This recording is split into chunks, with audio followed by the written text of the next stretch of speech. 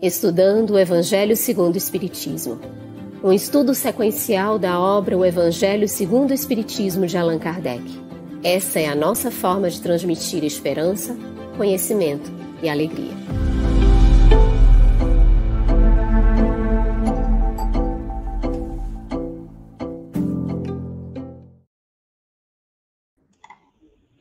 Boa noite!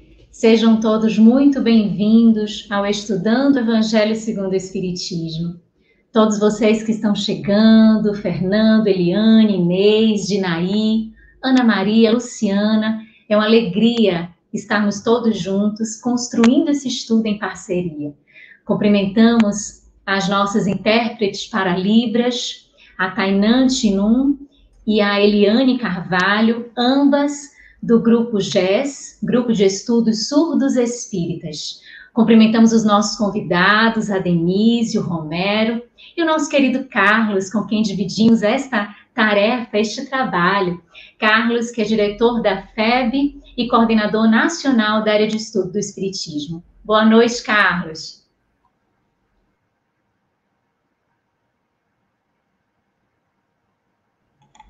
Boa noite, Luziane, satisfação imensa.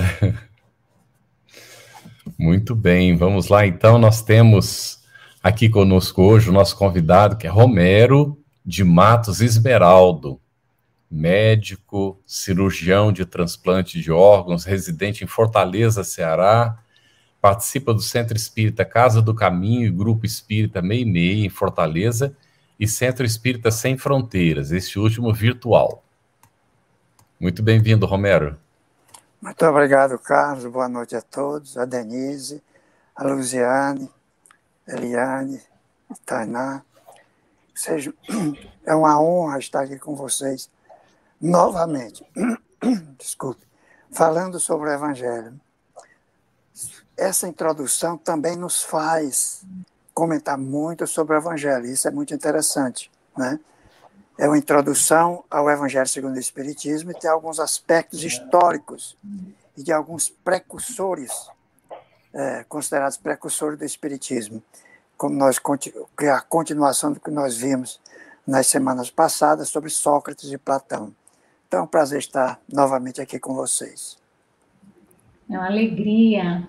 Além do nosso querido Romero, nós temos a nossa querida Denise.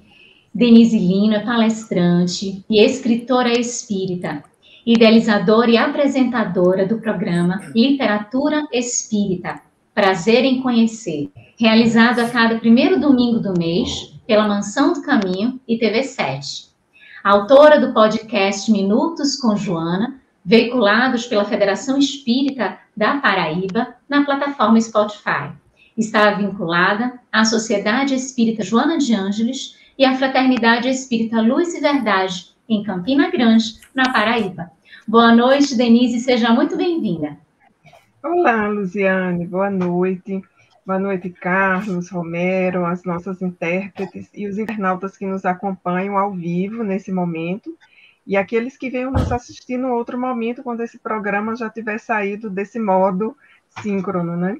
Então, eu diria como Romero, é uma honra estar aqui, trabalhando com essa equipe maravilhosa, com esse livro que é tão especial para mim, e essa introdução, eu diria, que é nesse livro, digamos assim, a cereja do bolo. Então, eu estou muito feliz de estar aqui nessa noite. Obrigado, Denise, satisfação imensa estarmos juntos aqui nessa atividade.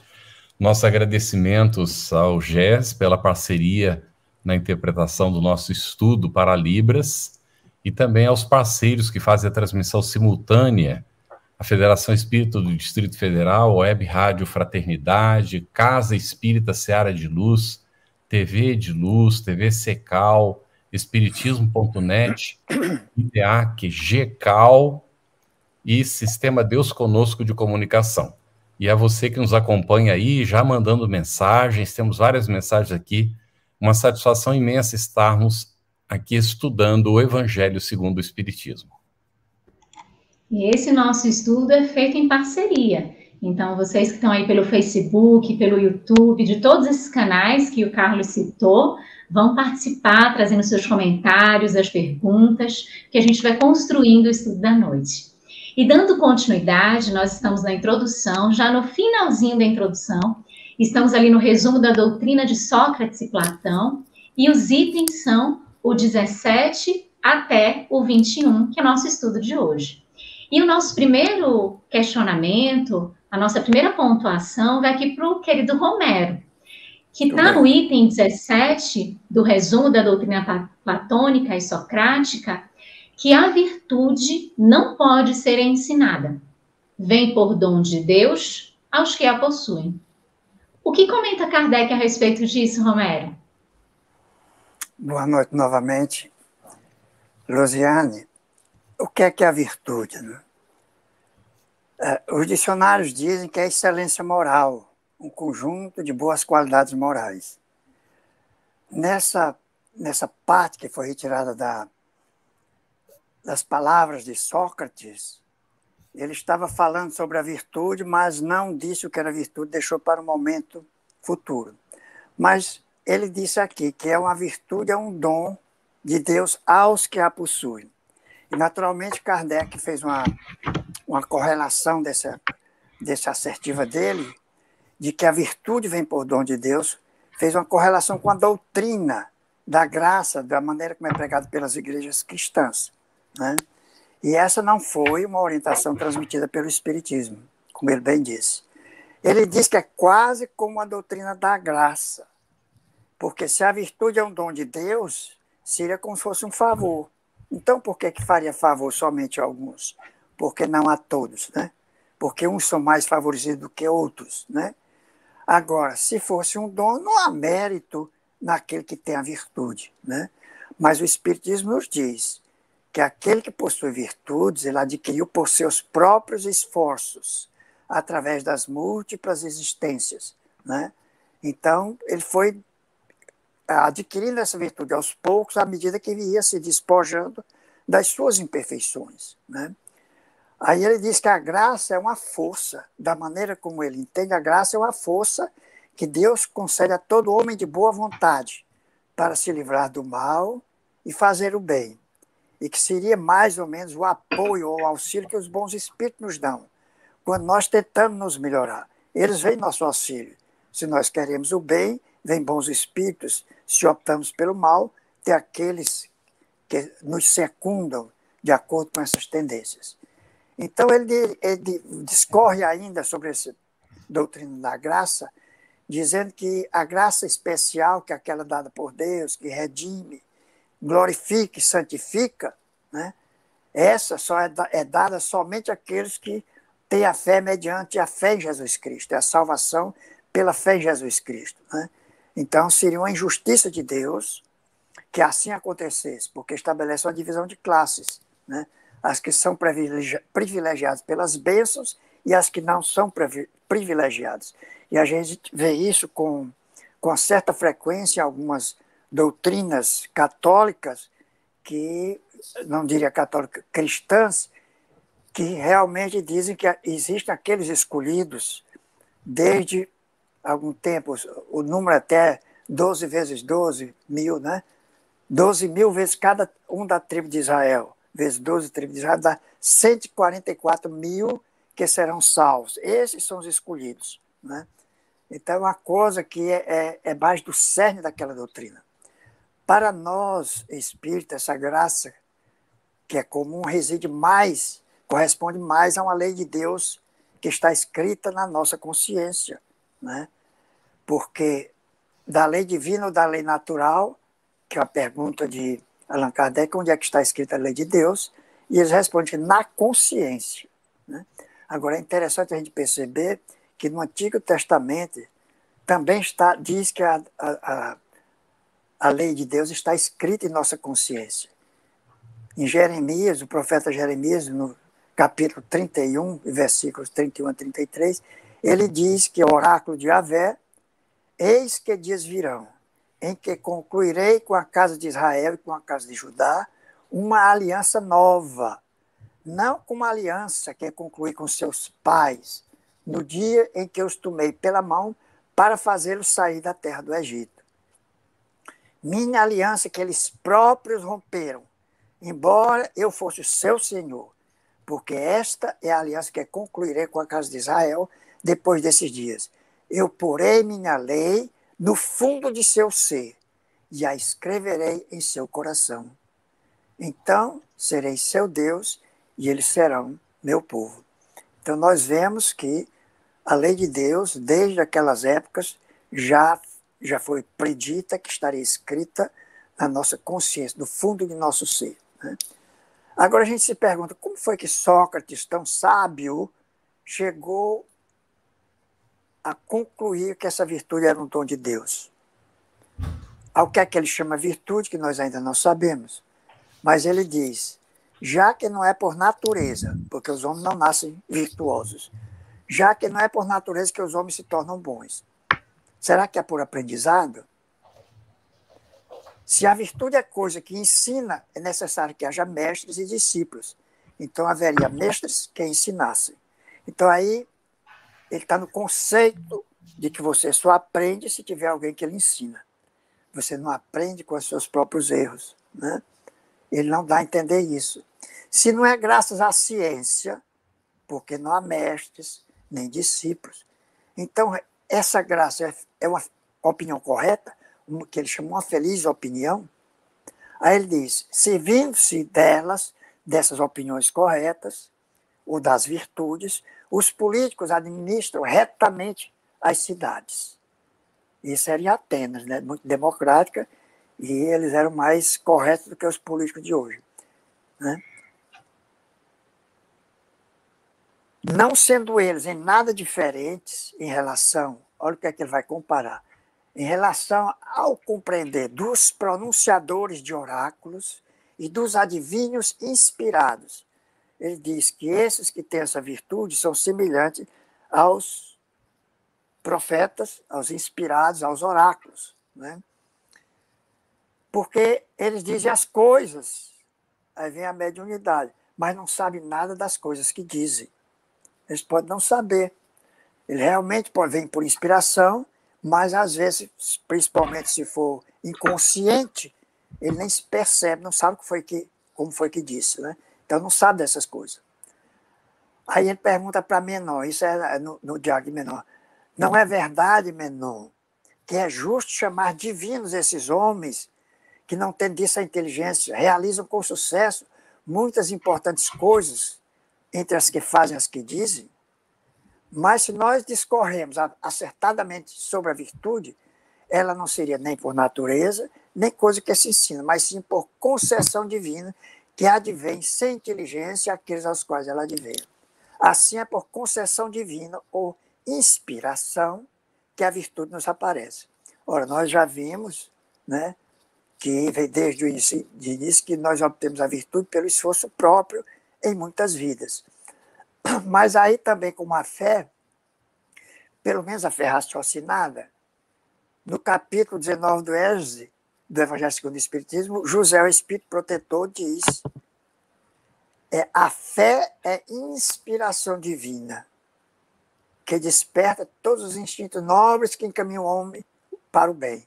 Comunicam-se aos que não a tinham ou não desejariam tê-la. Será que Sócrates também não se referia a essa inspiração divina, com a qual, quando nos decidimos pelo bem, somos inspirados, auxiliados pelos bons espíritos?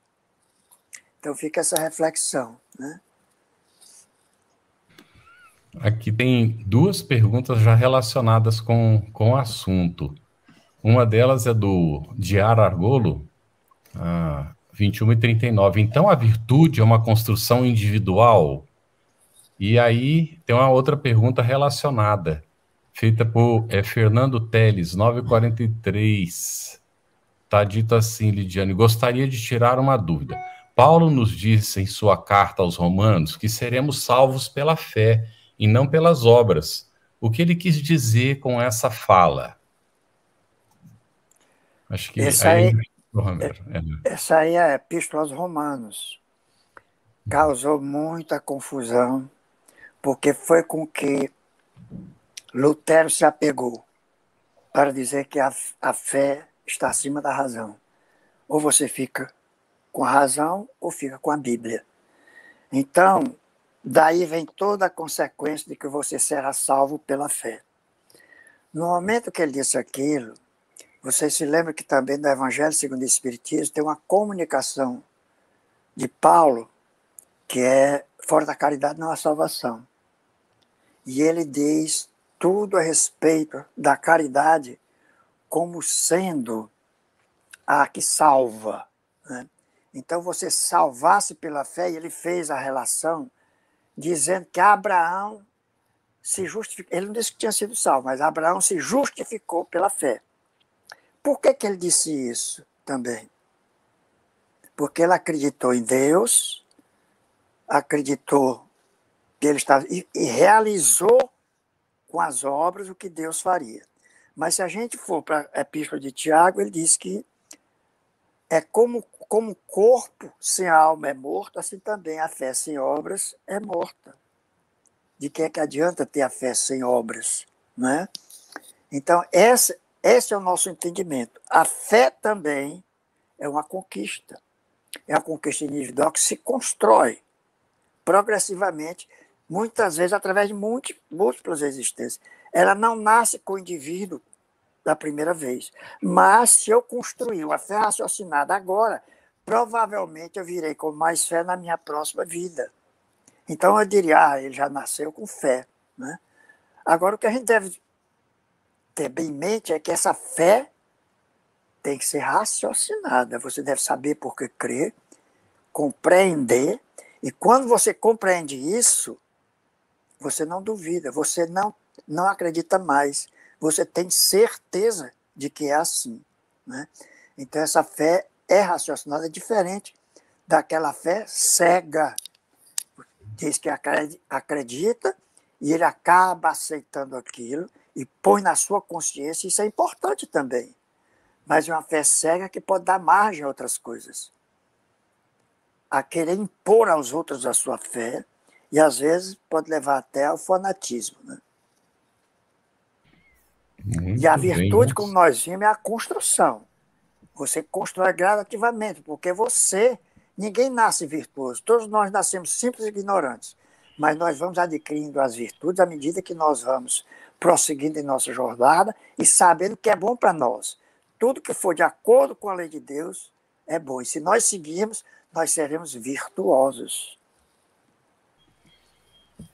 Muito bem.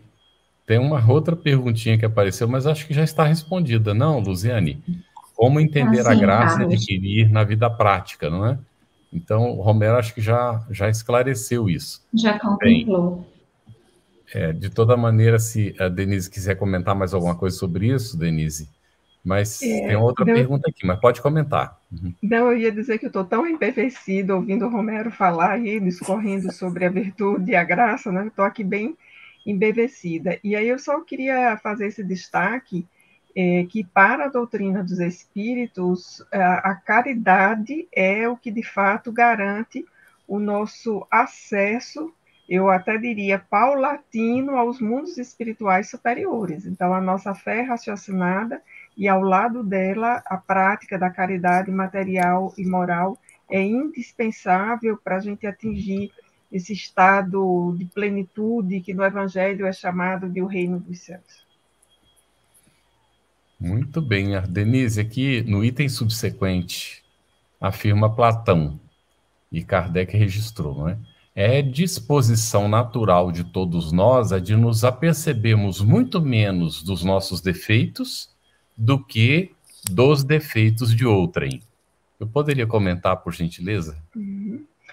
Claro, Carlos.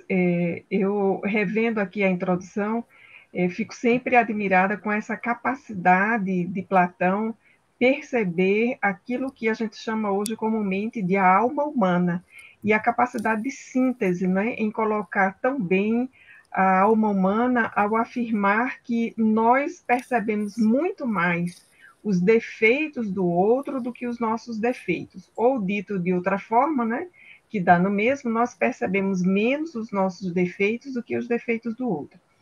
Eu gosto de pensar nessa afirmativa de Platão como uma afirmativa ainda muito válida para nós que estamos vivendo aqui a segunda década do século XXI. E Platão escreveu isso há 2.500 anos atrás. Então, veja como ele está falando de uma característica marcante dos espíritos que estamos habitando a Terra. Nós ainda continuamos com, eu diria, uma lupa muito afinada para olhar para fora e com muita dificuldade essa lupa ou pouco afinada de olhar para dentro. Essa afirmativa de Platão, ela é muito importante porque ela vai se correlacionar também com a afirmativa de Jesus, que nós vemos lá no capítulo 7 de Mateus, que é aquele último capítulo do Sermão do Monte, já no início. Jesus está dando um conjunto de prédicas, de instruções, e no primeiro versículo do capítulo 7, Jesus vai afirmar: não julgueis para não ser julgados. E na sequência, eu vou pular aqui um versículo, eu vou direto para o 3, é o versículo em que nós encontramos a correlação com essa afirmativa de Jesus, de Platão, quando Jesus diz: por que reparas tu o argueiro que está no olho do teu irmão e não vês a trave que está no teu olho? Então, vejamos, é a mesma sentença colocada de forma parafrástica, ou seja, há uma paráfrase aqui. E Jesus, tal como Platão, e eu diria muito mais Jesus, com esse olhar para a nossa alma, para o nosso interior. Eu gosto de pensar assim, uma espécie de scanner, né? Esse olhar de Jesus para nós, escaneia a nossa alma e faz uma síntese também com essa sentença que é tão importante para nós ainda hoje, que é a de nós cuidarmos para que a nossa visão, a nossa percepção, a nossa relação com o outro não seja uma relação daquele que vê muito mais os defeitos no outro do que os nossos próprios defeitos, porque isso é uma espécie de contramarcha, né?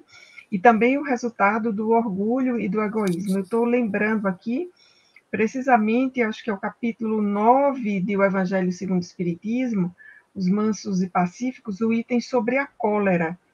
E lá no item sobre a cólera, o início vai exatamente nos dizer que o orgulho que nós portamos nos induz sempre a nos julgarmos acima dos outros. Então, essa sentença de Platão, veja como ela se correlaciona com o que Jesus disse lá em Mateus, no capítulo 7, versículo 3, e se correlaciona com esse texto, a cólera, que está no Evangelho segundo o Espiritismo. Então, nós temos aí isso que nós poderíamos chamar de uma correlação desse ensinamento. Então, nós temos lá Platão apontando isso, nos dizendo assim: olha, cuidado, você está, né, olhando muito para fora e pouco para dentro. Jesus nos faz a mesma advertência, e no Evangelho segundo o Espiritismo é um espírito protetor que dita o texto do item 9, a cólera. Então, é um ensinamento ainda válido para os dias de hoje na Terra.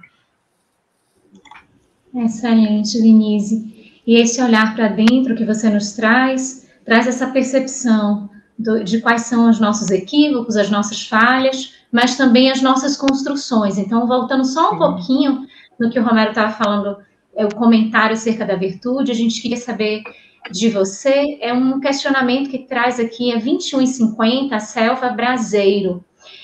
Ao falar da virtude, seria a soma das diferentes virtudes que nós entendemos? Ela diz, pode explicar? E aí, Denise, o que é que você aqui nós temos um recurso que é bem interessante, que é um recurso linguístico, né? Nós temos aí o substantivo no singular e ele vai designar o conjunto das virtudes. Então, quando Platão e Sócrates estão se referindo ao desenvolvimento da virtude, então nós temos aí esse recurso linguístico que coloca o substantivo no singular para fazer referência a um conjunto. Acho que hoje a gente pode traduzir um conjunto de habilidades que, quando muito bem trabalhadas, vão se consolidar como virtudes, ou seja, como as nossas boas características, o nosso lado bom ao longo das existências. Porque uma virtude é uma habilidade irretocável, e é uma habilidade irretocável no campo moral e no campo emocional. Então, para que a gente chegue nessa habilidade irretocável no campo moral e emocional, nós precisamos exercitar muito essa habilidade e recomeçar inúmeras vezes. Então, para a nossa amiga Selva Braseiro, dizer que virtude aí é um coletivo, né, que está, como a gente diz, encapsulando todas as outras. E ainda nessa linha, Denise, de defeitos, de virtude, traz a Yara um questionamento, às 21h54, e ela diz assim: não seria nossa dificuldade em enxergar os nossos defeitos sem a ajuda do outro? Quando isto é apontado e mesmo assim não consideramos, como fazer? Aqui agora acho que a gente fica um pouco mais à vontade, faz muitas relações, né, Luziane, com a literatura espírita, particularmente com a obra de Joana de Ângeles, psicografada por Divaldo Franco. Mas antes disso, eu quero lembrar da lei de sociedade, que está lá no Livro dos Espíritos. A convivência com o outro é de fundamental importância para o nosso desenvolvimento pleno, e inclusive para nós percebermos quem de fato nós somos. Então, o outro, seja ele quem for, o filho, o marido, a esposa, o pai, o colega de trabalho, a sociedade, funcionam muito como espelhos nos quais nós podemos nos ver. É claro que esse espelho, para usar aqui essa imagem, ficar bem didático, nem sempre é um espelho que está assim, com um vidro muito polido, muito limpo, mas tem algum nível de reflexo. Então, a gente vai precisar também refletir. Quando nós nos vemos a partir daquilo que o outro diz, sinaliza, aponta, critica, a gente precisa também fazer o ajuste dessa lupa, porque o outro está nos vendo a partir da sua história, do seu ponto de vista, da sua alegria ou da sua raiva naquele momento. Então, o exercício ele é muito mais um exercício de autopercepção e de reflexão do que um exercício de tomar a palavra do outro como uma verdade inacabada.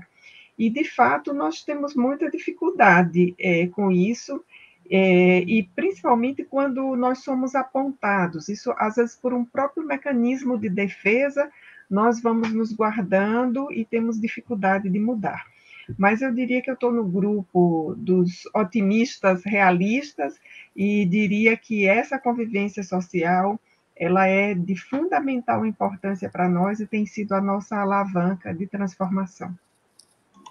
Excelente, Denise. E a Cristiane concorda contigo aqui, ó, 21h57, ela diz assim: conviver é um exercício diário. Estão excelentes as contribuições de todos vocês, mandem seus comentários, suas perguntas.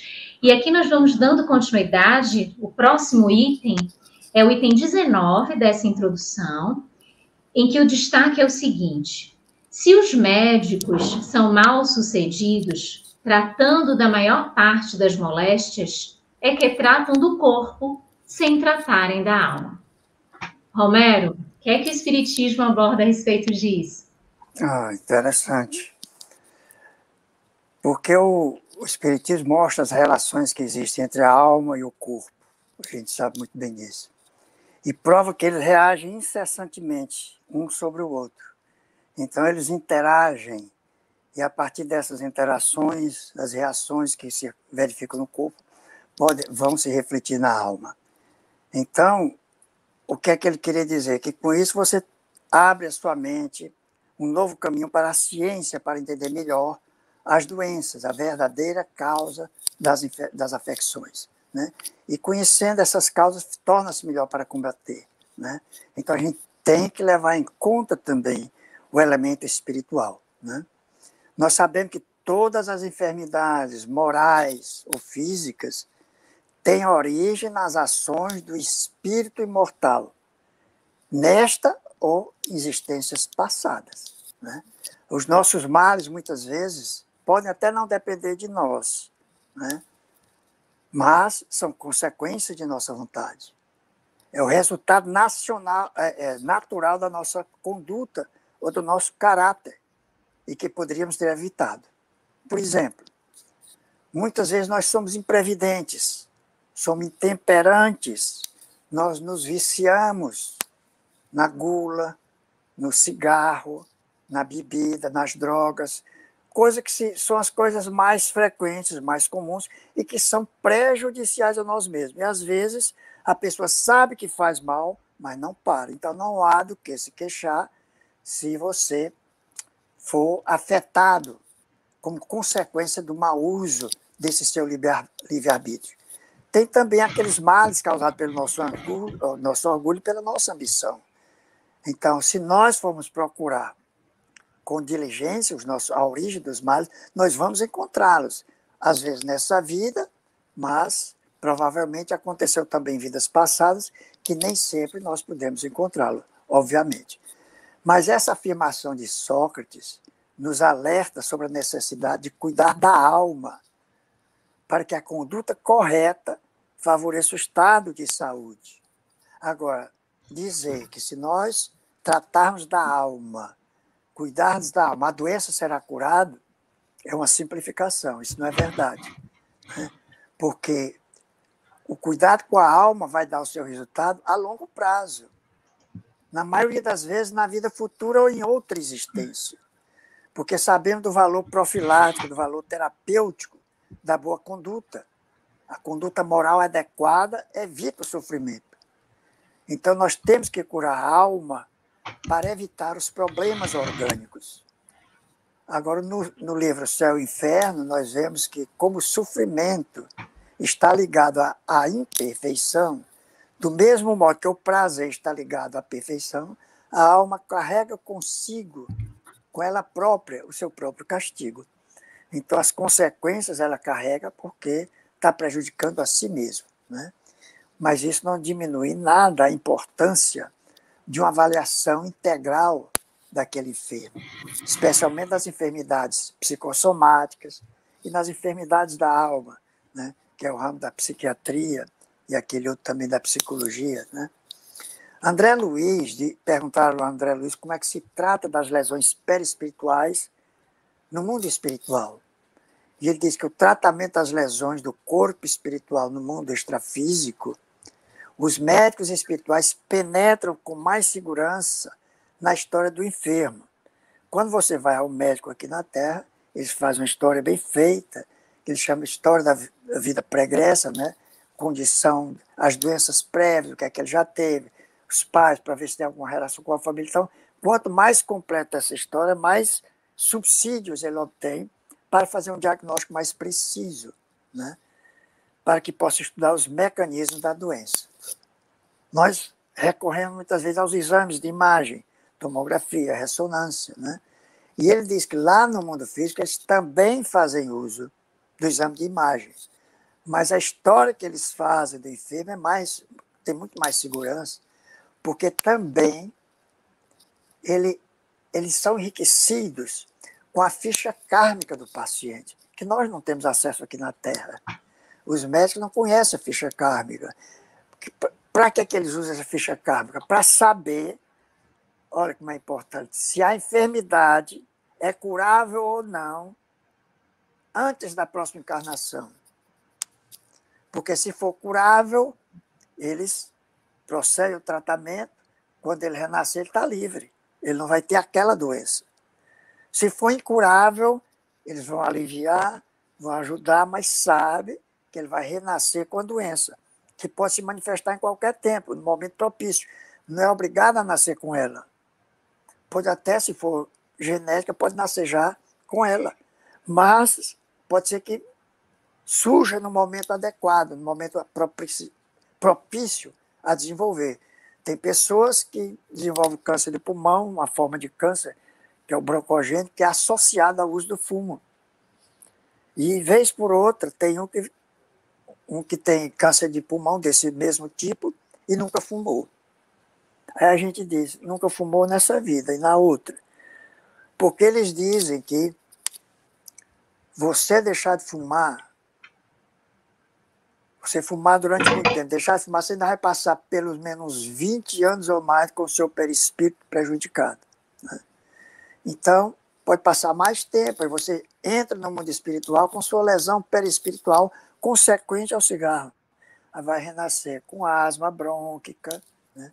Pode renascer com enfisema, que vai se manifestar depois, com outras alterações pulmonares. Então, a gente vê que tem essa consequência, mas aqui na Terra, nós não sabemos nada disso. E não há nada que a gente possa fazer em termos de conhecer para prevenir.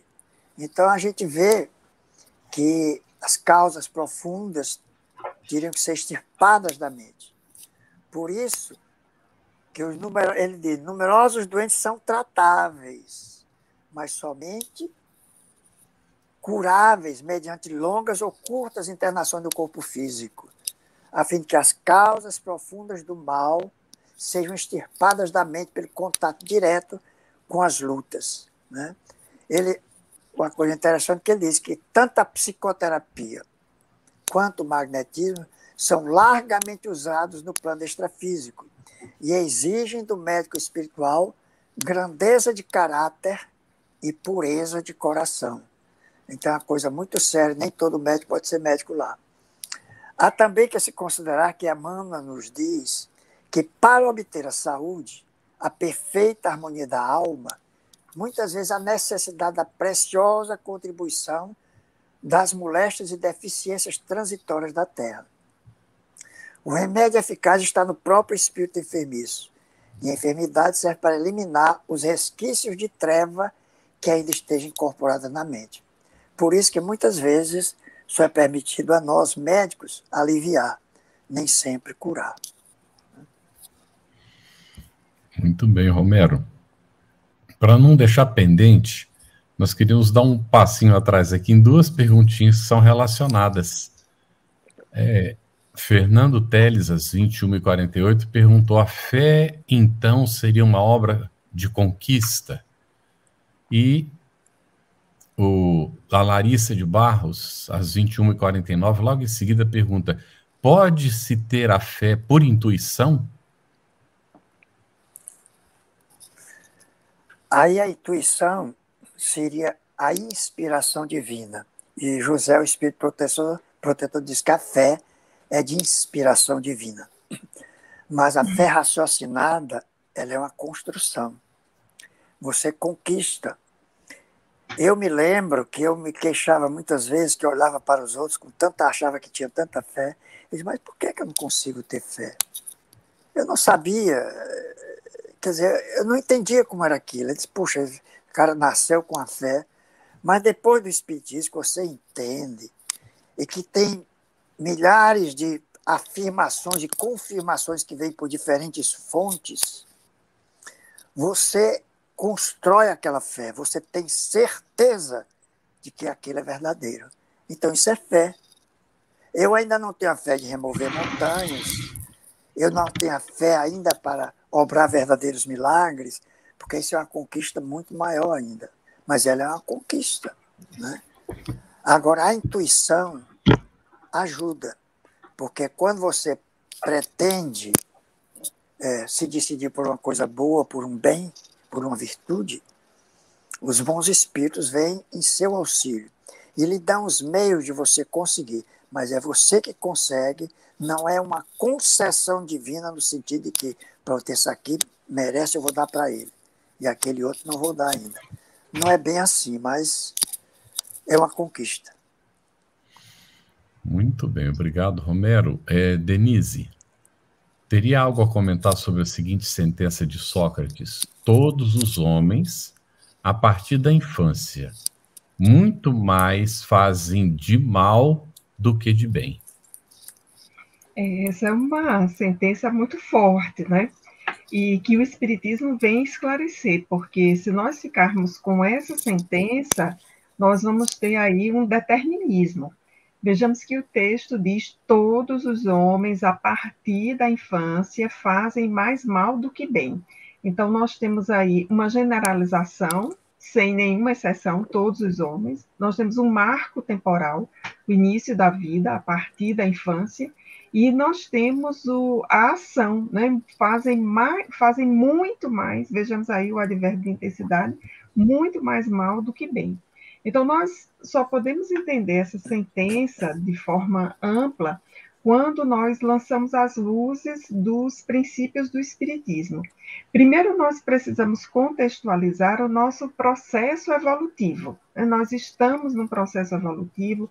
A imensa maioria dos que estamos na Terra somos espíritos medianos, assim, para deixar uma definição bastante geral, né? Nós somos espíritos medianos, nós estamos num mundo de provas e expiação, e nós ainda temos aquela lupa a que nos referimos anteriormente no item 18 lá, da sentença de Platão, né? De que nós ainda percebemos mais o defeito do outro do que em nós mesmos.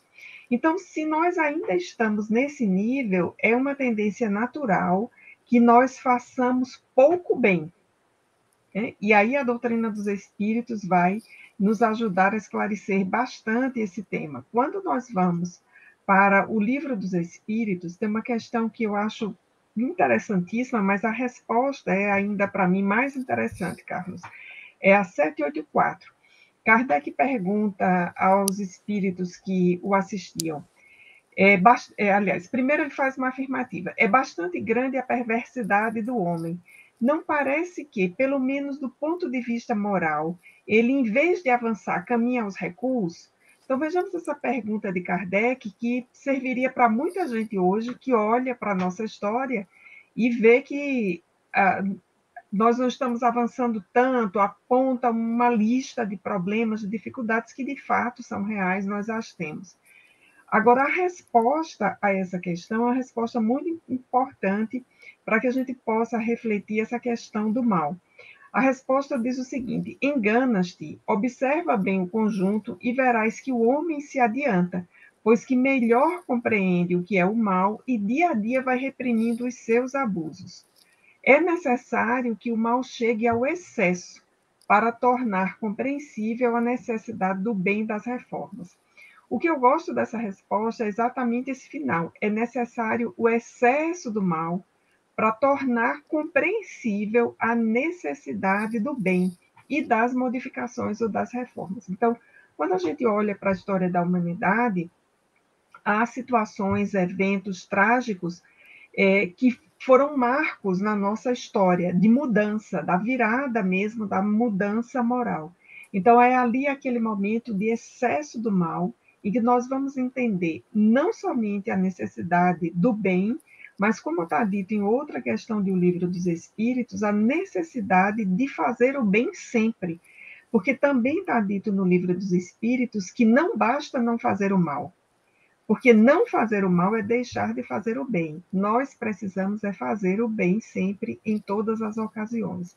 Então, essa sentença de Sócrates, ela ganha uma outra dimensão, ela perde essa noção, eu diria, de totalidade quando nós lançamos as luzes do Espiritismo, e penso que essa sentença ela pode ser lida também como uma sentença em que Sócrates olhava para o nosso interior, para aquilo que se chama de a alma, no sentido da psicologia, e dizia que, a partir do nosso lado sombra, ou seja, a partir dos nossos defeitos, que são as antíteses das virtudes, a que o nosso Romero se referiu também, de fato, nós ainda fazemos mais mal do que bem, porque ainda nós somos espíritos medianos, nós estamos ali para trazer aqui uma sentença de Jesus naquela situação em que joio e trigo estão juntos na nossa personalidade. Então, são os defeitos bem consolidados e umas virtudes, assim, em processo de germinação. Por conta disso, nós estamos ainda descompensados, digamos assim, e aí a nossa inclinação para não fazer o bem, ela acaba se repetindo na nossa vida.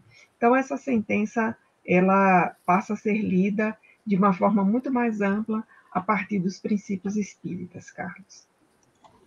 Excelente, Denise. O quanto as coisas vão ser interligadas, tem alguns comentários aqui no chat a respeito desta observação apenas das faltas alheias, de até mesmo no culto, quando a gente abre uma mensagem, a gente atribui essa mensagem a outra pessoa, sem observar as próprias defecções e as próprias características.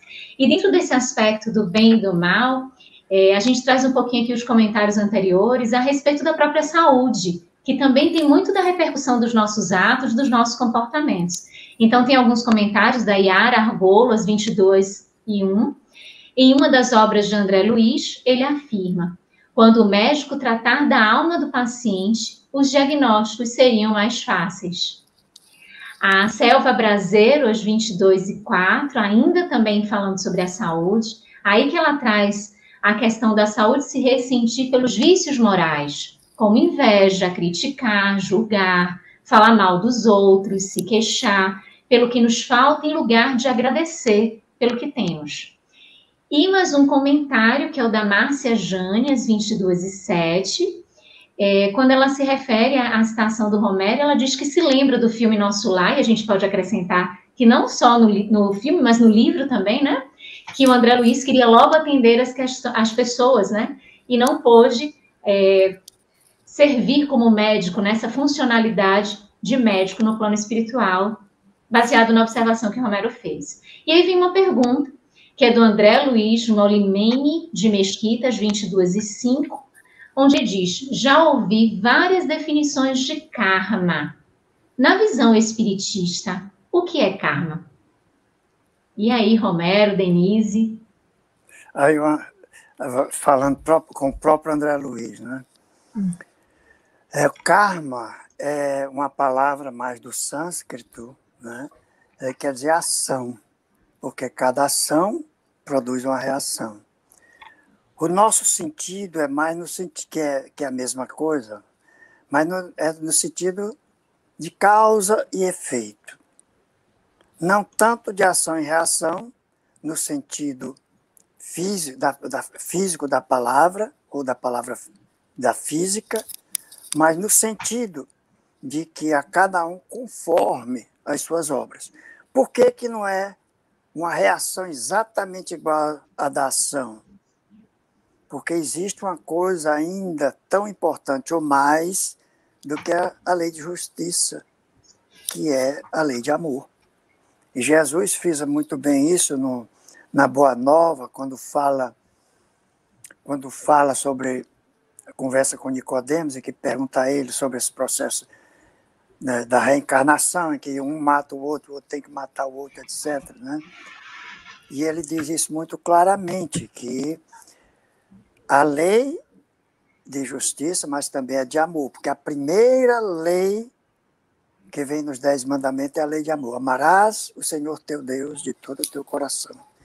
Então, com o amor, você alivia a justiça e pode até eliminar a necessidade de cumprir dolorosamente, de resgatar dolorosamente aquela falta.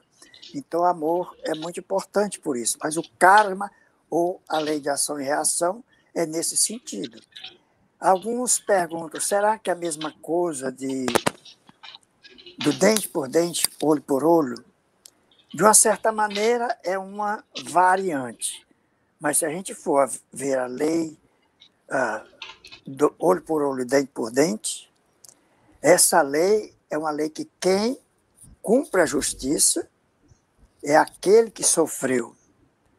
Ou ele que pode determinar, ou o familiar, se ele foi morto, o familiar que vai determinar qual a sentença. E tem uma série de provimentos para proceder com a justiça com aquele que cometeu os seus erros, né? Mas isso foi para aliviar a gravidade, para não ser tão extensa a punição. Então, foi uma coisa para tornar mais justa a punição. E a gente disse, eles eram muito bárbaros, mas já foi uma grande melhora. Quando esse código de Hammurabi foi dado a ele, por inspiração divina, já foi para aliviar, porque se você matava, você podia matar o pai, a mãe, a família, e não ficar satisfeito. Enquanto você não ficar satisfeito, você continuava praticando esse ato. Então, foi para regulamentar isso. Mas a lei de justiça, de amor e caridade são uma das leis mais importantes que a doutrina espírita veio nos revelar. São leis espirituais que são eternas. Então, Jesus sempre disse, você é livre para semear, mas a sua colheita é obrigatória. A cada um de acordo com as suas obras. É uma maneira muito mais suave de nos dizer que a lei de causa e efeito está em vigor. Né? Mas você pode, mesmo na literatura espírita, você pode ouvir a palavra karma, que foi pedida emprestada ao sânscrito. Obrigada, Romero. Antes da gente passar para o item 21, a gente tem uma pergunta ainda do item 20, Denise. É da Yara Argolo, às 22h15, e ela diz assim: já que nascemos com esta predisposição a começar na infância, estamos vulneráveis? É importante a gente lembrar para a Yara o princípio do esquecimento do passado, que é um princípio espírita que é extremamente consolador para nós. Pensarmos também na importância da nova vida e do estágio da infância, que é um estágio relativamente longo no processo de desenvolvimento na Terra, como uma fase importante de reeducação e de redirecionamento. Então, como nós renascemos com o esquecimento do passado, então as predisposições, elas ficariam, eu diria, lá no fundo da nossa memória. Não que elas sejam apagadas, mas como elas estão colocadas lá no fundo, elas ficam muito atenuadas. E a infância, essa fase da vida para a qual todos os esforços da família, da sociedade, da escola, da instituição espírita, que é o nosso caso, de outras instituições religiosas, para cuidar, orientar, proteger e fazer essa infância florescer. Porque um espírito reencarnado cuja infância é bem cuidada, as chances de sucesso são muito grandes. Então, eu queria dizer para a Yara, para ela não ficar preocupada com essa determinação de que estamos vulneráveis, eu vou na direção dessa resposta aí do Romero, né? A lei é de causa e efeito. E aí lembrar também o quanto, para o espiritismo e na literatura espírita, a infância aparece como aquela fase em que o espírito está muito protegido espiritualmente. Perfeito, Denise, obrigada. E no item 21, Romero, a gente tem assim: ajuizado serás, não supondo que sabes o que ignoras. Poderia comentar o que Kardec nos traz a esse respeito? Pois não. Eu só queria fazer uma ligeira tradução, uma tradução um pouquinho diferente, porque ficaria mais consentâneo com a exposição que eu faria. Por exemplo, porque a tradução que eu tenho de alguns livros diz a sabedoria, porque nós estamos sempre falando sobre sabedoria nesse caso aqui específico. A sabedoria em não acreditares que sabes o que ignoras. Né? Então, a respeito desta frase, Platão relata que quando Xenofonte, que é quem foi interrogar a pitonisa de Delfos para saber quem era o homem mais sábio do mundo, foi Xenofonte, que era discípulo dele. Né? E Sócrates diz isso no julgamento. O irmão dele, Xenofonte, está aqui para confirmar essa verdade. Quando ele diz que Xenofonte foi interrogar a pitonisa de Delfos, o templo de Delfos era dedicado ao deus Apolo. Né? Então, para saber se havia alguém mais sábio do que Sócrates, Platão apenas diz que a pitonisa respondeu que não havia ninguém mais sábio. Né? Aristófanes, que foi outro contemporâneo de Sócrates, no seu livro As Nuvens, que é um livro satírico, ele diz que a pitonisa respondeu, né? Sábio é Sófocles, mais sábio é Eurípides, mas de todos os homens, Sócrates é sapientíssimo. E Xenofonte, que foi o que interrogou, ele contou isso para Sócrates. Né? Ele disse que a resposta é que Sócrates era mais livre, né? E ele fez isso na presença de muitas testemunhas. Essa pergunta foi feita a pitonisa na presença de muitas testemunhas. E ele disse que era o mais sábio e o mais justo. Aí, quando ele contou para Sócrates, Sócrates está contando isso para os juízes que o estão julgando. Né? Eu fiquei sem saber o sentido obscuro dessas palavras, pois eu bem sabia que não era sábio, nem muito nem pouco. Né? Sem dúvida, o Deus não mente. Não é possível que ele minta. Né? Então, ele foi muito crítico, viu? Porque ele aborreceu muita gente. Então, eu comecei a indagar os considerados sábios para refutar o Deus, para dizer, ó, esse aqui é mais sábio do que eu. Você disse que ele era mais sábio, mas eu encontrei um mais sábio. E o que foi que ele encontrou? Né? Percebeu que todos, se havia algum que sabia alguma coisa, podia até saber um pouco mais do que Sócrates naquele determinado assunto, eles pensavam que sabiam muito mais sobre coisas que, de fato, eles nada sabiam. E ele procurava demonstrar que aquela pessoa parecia ser sábia sem ser, porque acreditava saber alguma coisa sem nada saber. Eu, como eu não sei nada, também estou certo de que não sei. Parece, pois, que eu seja um pouquinho mais sábio do que ele, ainda que seja pouca coisa. Eu não acredito saber o que eu não sei.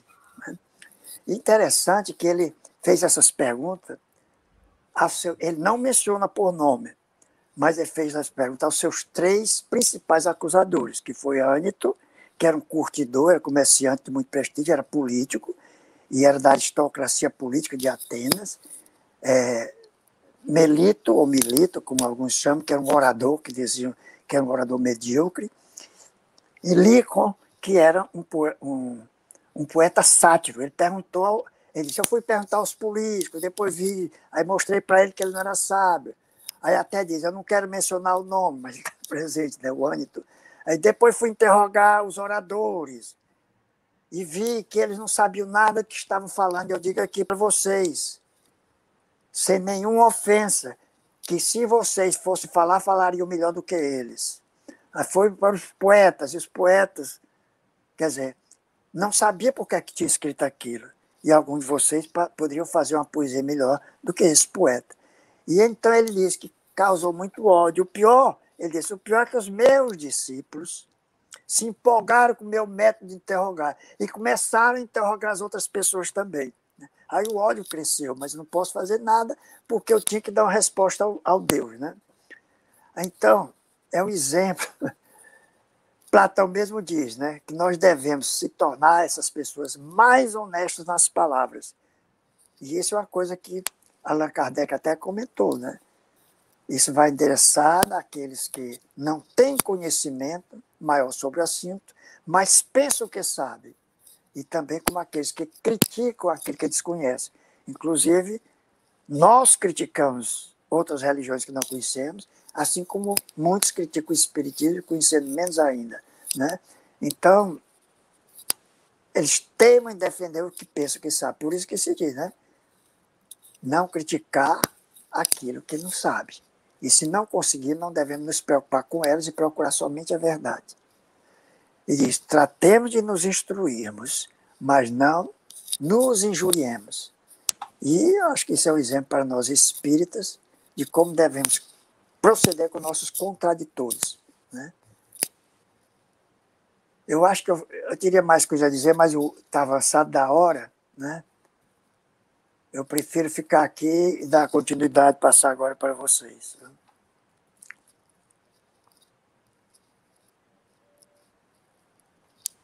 Estão me ouvindo? Sim. A seguinte pergunta é para o Romero mesmo, não é, Luziane?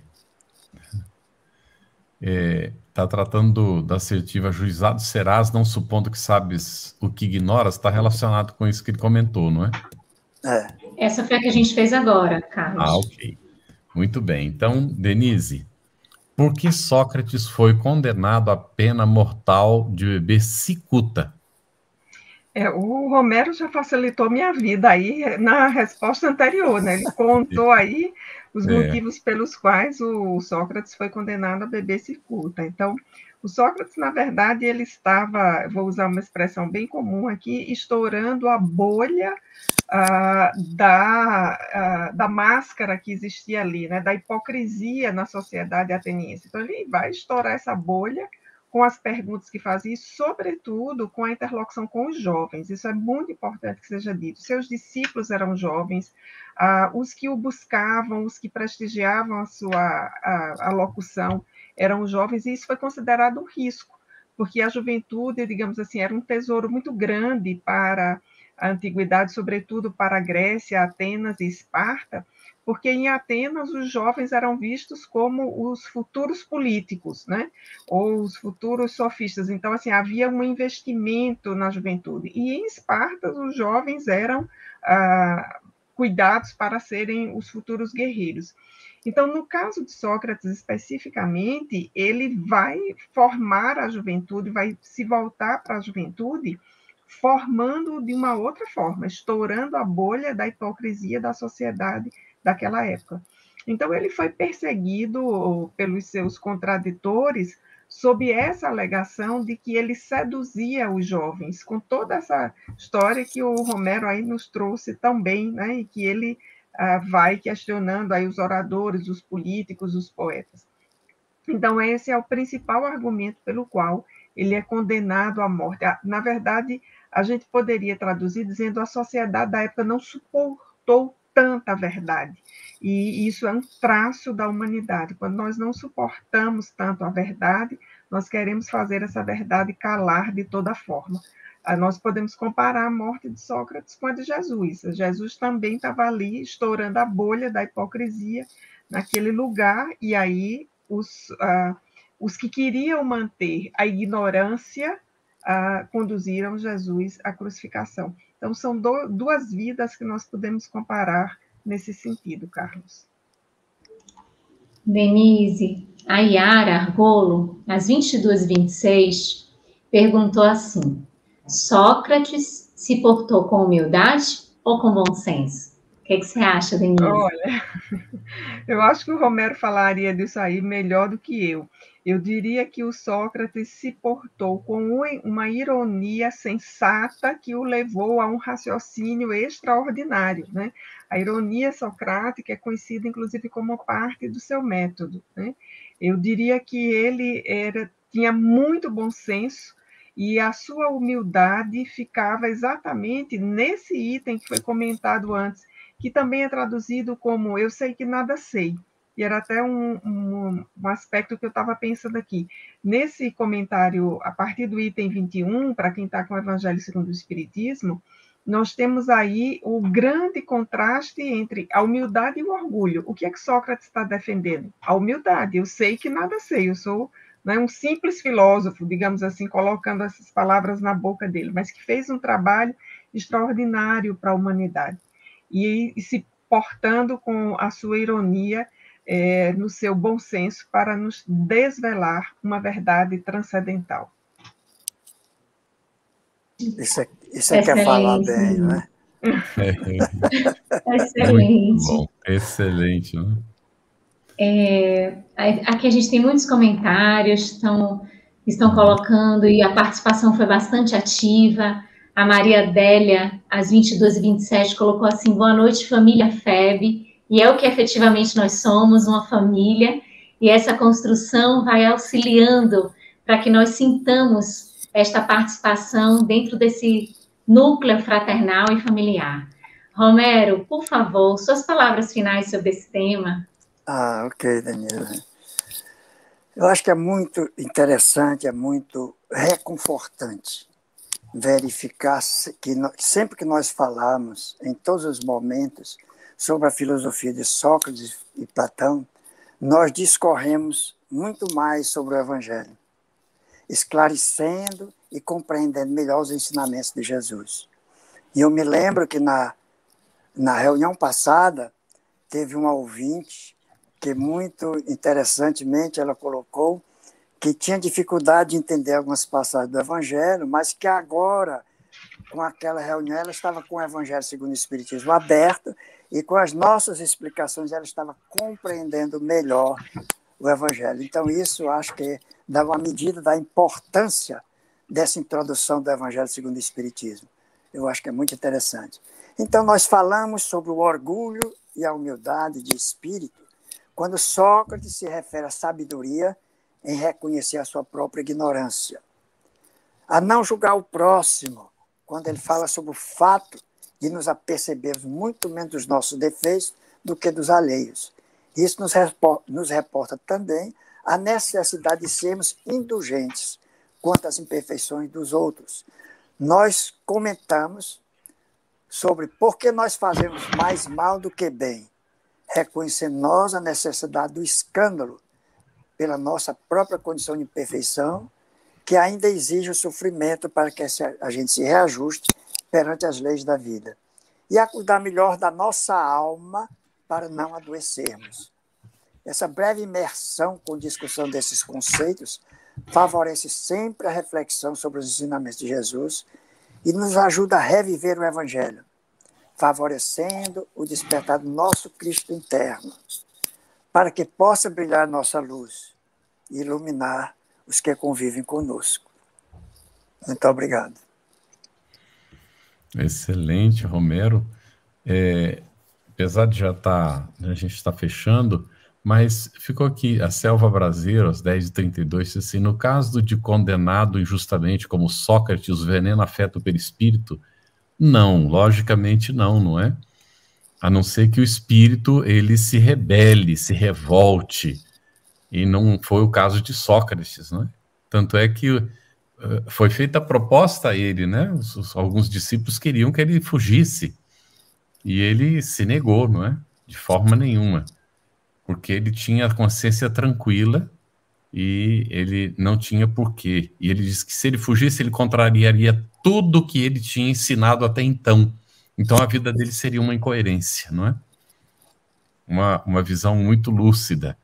Muito bom, excelente. A gente quer agradecer muito, né, Luziane, aqui a Denise, ao Romero, ao apoio aqui das nossas intérpretes, Tainã e Eliana do GES, e a você aqui de casa aí nos acompanhou, mandou as perguntas e comentários muito pertinentes. Na semana que vem nós vamos estudar o capítulo 1, Não Vim Destruir a Lei. Vamos ver se a gente trata de Moisés, o Cristo e o Espiritismo. Vamos então iniciar a jornada proposta por Kardec nesse roteiro de evolução espiritual que é o Evangelho segundo o Espiritismo. Até lá, até a semana que vem. Abraço a todos. Estudando o Evangelho segundo o Espiritismo. Um estudo sequencial da obra O Evangelho segundo o Espiritismo de Allan Kardec. Essa é a nossa forma de transmitir esperança, conhecimento e alegria.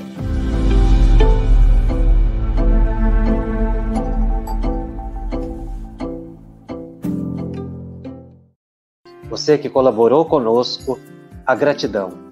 Você que ainda não colaborou, tem a oportunidade de colaborar com a FEB TV para que ela cumpra a sua missão, que é divulgar o bem, que é divulgar a esperança, que é divulgar o Cristo através do Espiritismo. Muito obrigado a cada um de vocês. Nós agradecemos de coração.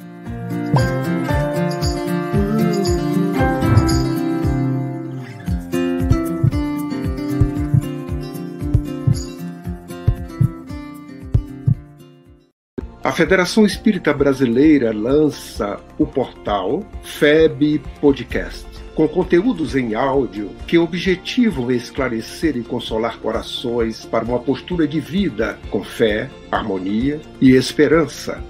Diretamente dos estúdios da Federação Espírita Brasileira, está começando o podcast Espiritismo em Pauta. Você está ouvindo o podcast Estudando o Livro dos Espíritos. Olá, eu sou o Thiago Toledo e você está ouvindo o podcast do Cidadão do Universo. Você está ouvindo o podcast do Entre Dois Mundos. Você está ouvindo o podcast do Gostinho de Leitura. Estudando o Livro dos Médiuns. Olá, eu sou a Marina Miranda e você está ouvindo o podcast Minha Nada Mole Encarnação. Essa é a nossa forma de transmitir esperança, conhecimento e alegria.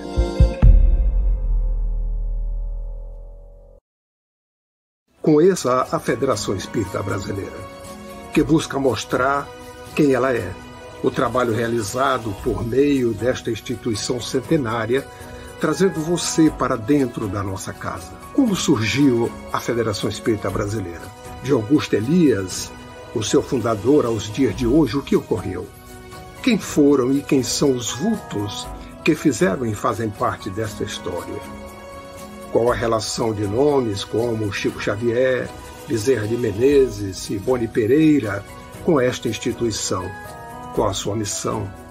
Como ela atua na formação do homem de bem? apresentaremos a Federação Espírita Brasileira em formato dinâmico com vídeos, depoimentos, postagens históricas, áudios. Conheça e faça parte desta família.